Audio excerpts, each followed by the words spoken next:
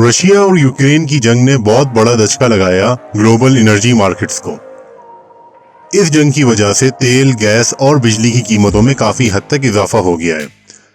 लेकिन इस जंग का नुकसान खाली एनर्जी मार्केट्स के ऊपर ही नुकसान नहीं कर रहा, बल्कि इसका असर अब आलमी अशियाए खुर्दोनोश यानी कि ग्लोबल फूड प्राइसेस के ऊपर भी इसका काफी असर हो रहा है।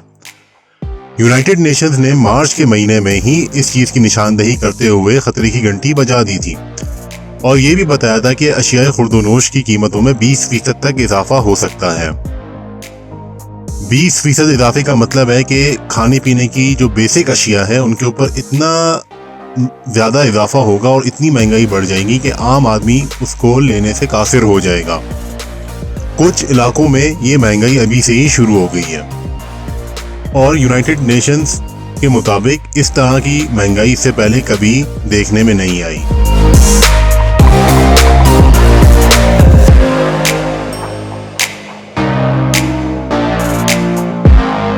रशिया और यूक्रेन की जंग के नतीजे में सिर्फ अशियाए खुर्दोनोश की कीमतों में ही इजाफा नहीं हुआ, बल्कि इससे दूसरे और बहुत से नुकसानात और मसाइल सामने आ रहे हैं। लेकिन खाने पीने की प्रोडक्शन में कमी, उसकी शॉर्टेज और उनकी कीमतों में इजाफा एक बहुत ही खतरनाक रुझान है। फूड एंड एग्रीकल्चर ऑर्गेनाइजेशन हर साल एक रिपोर्ट पेश करती है जिसका नाम है फूड प्राइस इंडेक्स। इस इंडेक्स के अंदर खाने पीने की अशिया की कीमतों में जो इजाफा या कमी हुई होती है उसको रिकॉर्ड किया जाता है। लेटेस्ट इंडेक्स के मुताबिक मार्च 2022 ने पिछले तमाम महंगाई के रिकॉर्ड तोड़ दिए हैं। जब से फूड प्राइस इंडेक्स पब्लिश होना शुरू हुआ है उस वक्त से लेके अब तक मार्च 2022 का जो इंडेक्स है वो सबसे ज्यादा है। मार्च में ये इंडेक्स 159.3 रिकॉर्ड किया गया है, जो कि पिछले महीने यानी फरवरी में सिर्फ 140.7 था। अब सवाल ये पैदा होता है कि जंग तो रशिया और यूक्रेन के दरमियान हो रही है, तो इसके जो नुकसानात है वो भी उन्हीं मुल्कों के हद तक होने चाहिए, लेकिन फिर भी दुनिया में खाने पीने की अशिया में कमी का खदशा हो रहा है और इनकी कीमतों में इजाफा भी हो रहा है। तो इसकी क्या वजह है? पहली वजह तो ये है कि जो रशिया और यूक्रेन है ये दोनों ममालिक दुनिया के बहुत बड़े फूड आइटम्स के एक्सपोर्टर्स हैं। ये दोनों ममालिक तकरीबन 30% तक गंदम, 17% तक मकई और आधे से ज्यादा सनफ्लावर सीड एक्सपोर्ट करते हैं और इस तरह की दूसरी और जो चीजें हैं उनको भी ये एक्सपोर्ट करते हैं तमाम दुनिया में। इस जंग के नतीजे में अमेरिका और उसके इत्तेहादियों ने रशिया के ऊपर पाबंदी आयद कर दी, जिसकी वजह से रशिया की तमाम एक्सपोर्ट मुकम्मल तौर पर बंद हो गई और सप्लाई चेन जो फूड की थी रशिया से निकल रही थी ब्लैक सी से, वो सारी डिस्टर्ब हो गई। तो ये एक बुनियादी वजह है जिसकी वजह से ये ग्लोबल फूड क्राइसिस पैदा होना शुरू हो रहा है।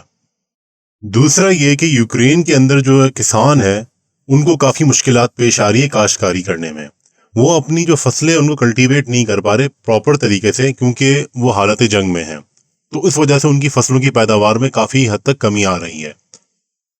सिमिलरली जो यूक्रेन के अंदर किसान है वो फर्टिलाइजर्स और इस तरह के जो एग्रीकल्चरल प्रोडक्ट्स हैं उनको प्रोक्योर भी नहीं कर पा रहे और जो मिल भी रही है उनको वो काफी महंगी कीमतों में मिल रही है, जिसकी वजह से उनको काश्तकारी करना बहुत मुश्किल हो रहा है और फिर अपनी जो फसल है उसको सस्ती कीमतें बेचना भी बहुत मुश्किल हो रहा है।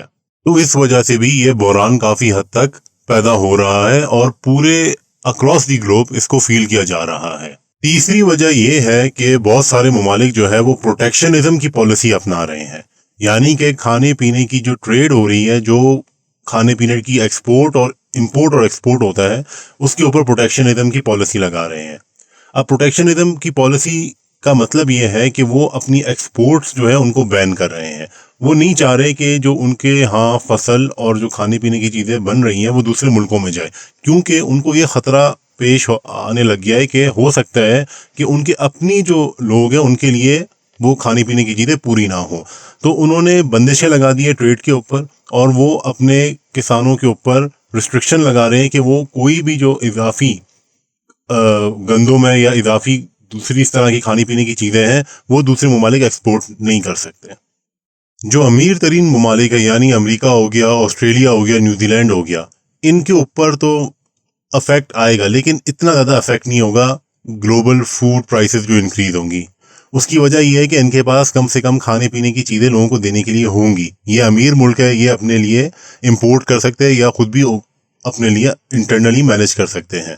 لیکن اس کرائسس کا جو امپیکٹ ہوگا وہ سب سے زیادہ غریب ممالک کے اوپر ہوگا, کیونکہ وہ ان کے پاس تو اتنے ریسورسز نہیں ہوں گے کہ وہ اپنی پوری پاپولیشن کو پوری اچھے طریقے سے کھلا سکیں. تو امیر ملکوں کے اوپر بھی اس کا افیکٹ ہوگا نیگیٹو, یعنی کہ چیزیں مہنگی ہو جائیں گی لیکن ان کے پاس اویلیبل ہوں گی. لیکن غریب ممالک کا مسئلہ یہ ہوگا کہ ان کے پاس کھانے پینے کی چیزیں ہوئیں گی ہی نہیں, تقریباً ختم ہو جائیں گی, جس وجہ سے لوگ بھوک سے مرنا شروع بھی ہو سکتے ہیں. دن بدن اس بحران سے نکلنا مشکل سے مشکل ترین ہوتا جا رہا ہے, لیکن اگر انٹرنیشنل کمیونٹی مل کے ایک ساتھ قدم اٹھائے تو اس کے نقصانات کو کم سے کم تر کیا جا سکتا ہے.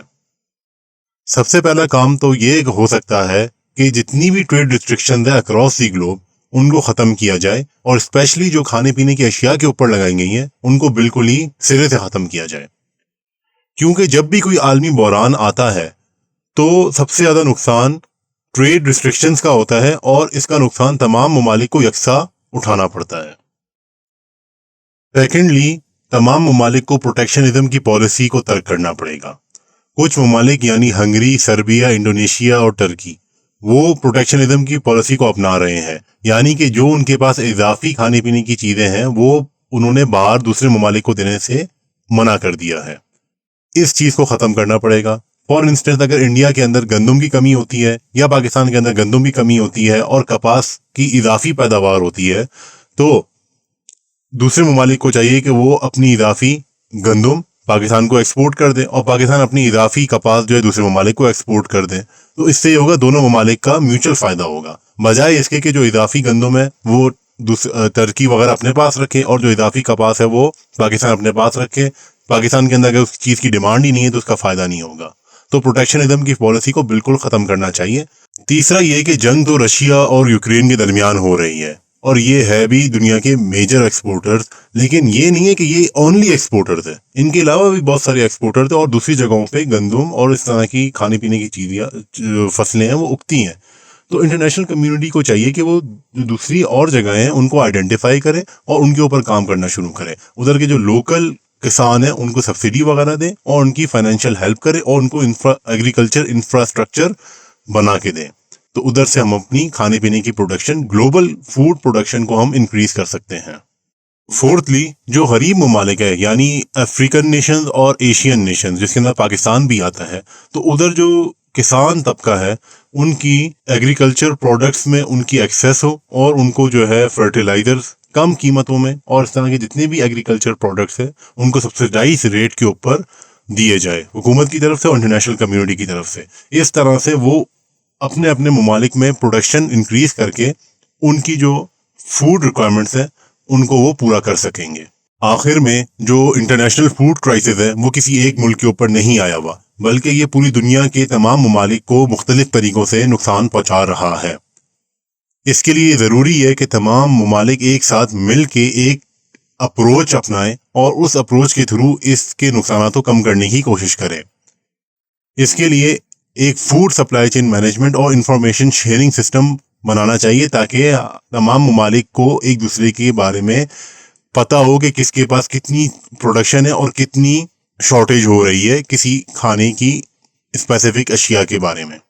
اس طریقے کو اپنانے سے کھانے کا ضیاع بھی نہیں ہوگا اور تمام ممالک اپنی اپنی ریکوائرمنٹس کے مطابق اپنی پاپولیشن کی نیڈز پوری کر سکیں گے.